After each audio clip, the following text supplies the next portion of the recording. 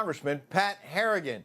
And Congressman, I know you might be out of practice. It's been about 2 months since you actually cast a vote. But if you have to go down to the House floor during this interview, I completely understand, and we'll say goodbye real quick.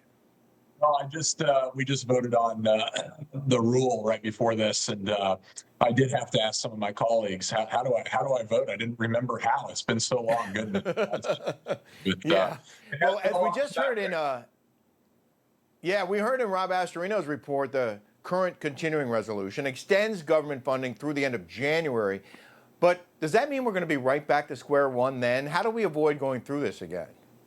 Well, it does very well mean that we could be back in this position again come January 30th. And I think that that would be absolutely an atrocious thing to do to the American people. I really hope that we're not there. One of the things that I've been a proponent of is a bill that automatically passes a continuing resolution if Republicans and Democrats can't come together again in the future. Representative Dusty Johnson from South Dakota actually put forward this bill right prior to the last, or I guess the beginning of this last shutdown back in September.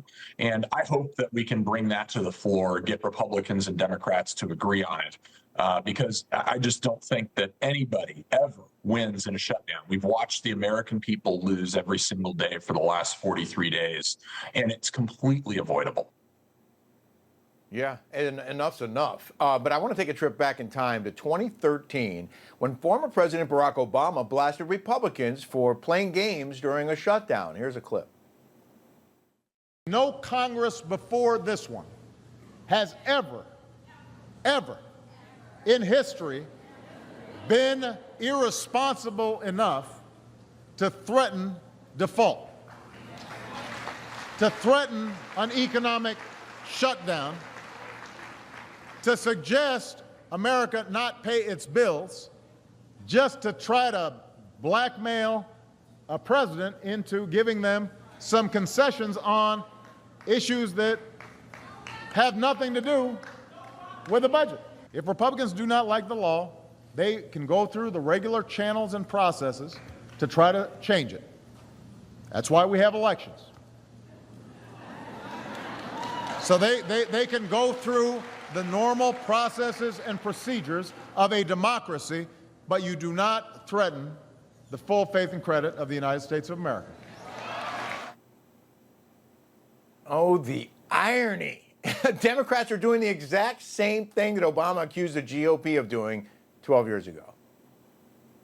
Yeah, no question about it. I think that's the common line that all who are in power use, right? And look, at the end of the day, I think our perspective on this from the conservative position has been really clear, is you just cannot negotiate with hostage takers, right? The Democrats decided that for political purposes, they were going to take the American people via the American government hostage. And that just doesn't work. It's something that, look, we have been responsible for in the past as Republicans, but what we learned through that is hostage takers never win. They shouldn't be allowed to win because it's actually totally destructive to American government and to the American people. I mean, real people have been feeling real pain through this shutdown for a long time. We're losing a substantial, not a substantial part of our GDP, but not an insignificant part, about $15 billion a day, right? Some of that gets deferred, but some of that will never get captured again.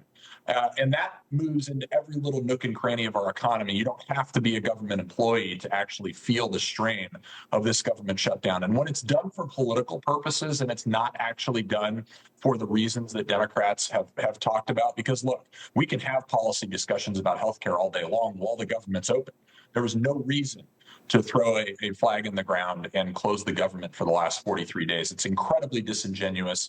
And the Democratic Party legitimately took the American government hostage. And now we get a totally predictable outcome, which is a clean continuing resolution, which, oh, by the way, is what we said the solution was before the government ever closed in the first place.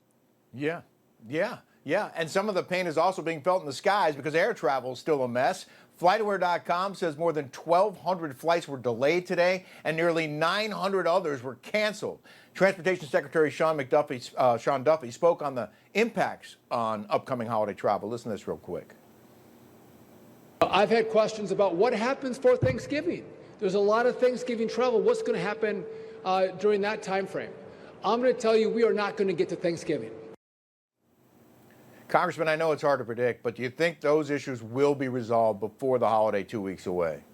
Yeah, they will, as long as we get this continuing resolution passed tonight, which should be in less than an hour here. So that's absolutely critical. I can tell you that we were forecasting that flights, about 50% of flights would get canceled every day starting next Friday if this shutdown continued to move forward. And so, the longer the shutdown goes, the more impactful it actually becomes for the American people. And probably, the frustrating thing out of all this is, yes, we're going to get the CR passed tonight. But the reality is we probably aren't going to see the full effects of government coming back open for another week and a half or so, because the payments got to work through the system.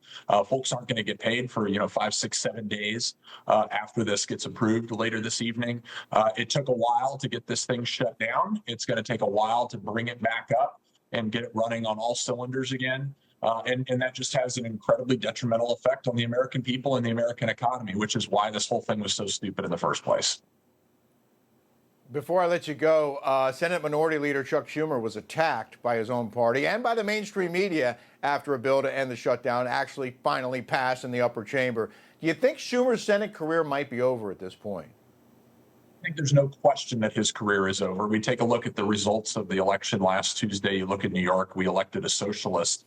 I think it's very telling that one of the true lessons from this shutdown is that Senator Schumer actually shut this country down because he was more afraid of his own party than he was the American people, the American government, or the American economy. That should tell you everything that you need to know about where the Democratic Party is going. It's unfortunately truly shocking to all of us, but that is why we've got to be very resolute in our leadership. We've got to make sure that we never negotiate with hostage takers.